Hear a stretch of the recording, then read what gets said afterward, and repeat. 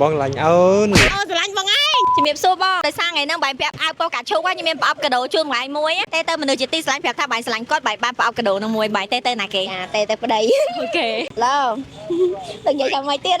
អូនស្រឡាញ់បងអូនមានតម្លៃព្រោះប្តីអូនជាមនុស្សល្អពេលទៅភ័យទៀតដល់និយាយថាអញ្ចឹងបាយធ្លាប់និយាយពីស្រឡាញ់ទៅកាន់គាត់អត់គាត់ហ្នឹងលើកទី1តែទេ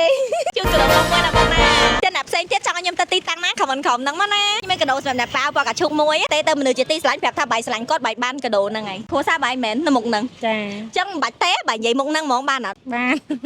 អត់ចាំបាច់ទេទៅណាដោយសារគ្រួសារគាត់នៅចិត្តគាត់ហ្មងនិយាយហ្មងអូនស្រឡាញ់បងហើយចុះបងមួយបងឡាញ់អូនអូនជាភរៀឡូ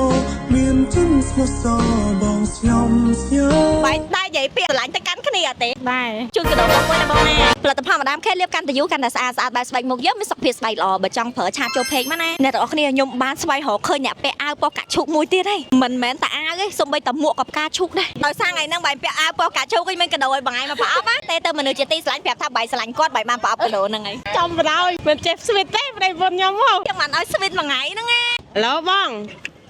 ថាប្រពន្ធស្រឡាញ់ប្តីឯងណាអូនសុំណាបានបងជាប្តីអូនចង់បានអ្វីបងខ្លំនិយាយពាក្យស្រឡាញ់ទៅកាន់គាត់អត់ឬក៏នឹងលើកទី1លើកទី1ហ្មងវាអត់ថាប្តីចេះ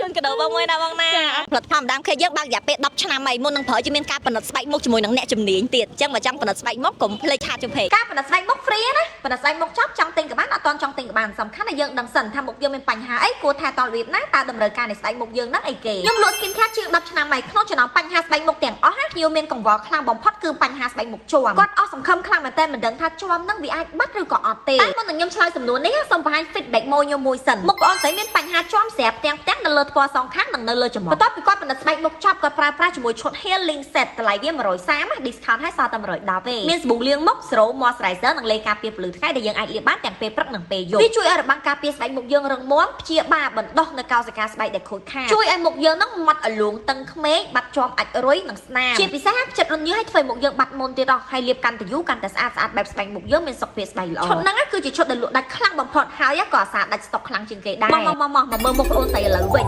តាគឺថានៅក្រោមកម្ដៅថ្ងៃឡើងជឿជាក់ហ្មងមុខឡើងគីឡូ glassy skin healthy skin ហ្មងសំខាន់ជាប់គឺលែងឃើញតែម្ដងមិនថាបងប្អូនមានជាប់អាចរុយមុខស្ដង់សរសៃក្រហមមុនក្តាំងយ៉ាងណាក៏ដោយមកម៉ាដាម K skin care មកគឺធានាថាទម្រង់ស្បែកមុខចេញមកគឺដូចគ្នាអញ្ចឹងទាំងអស់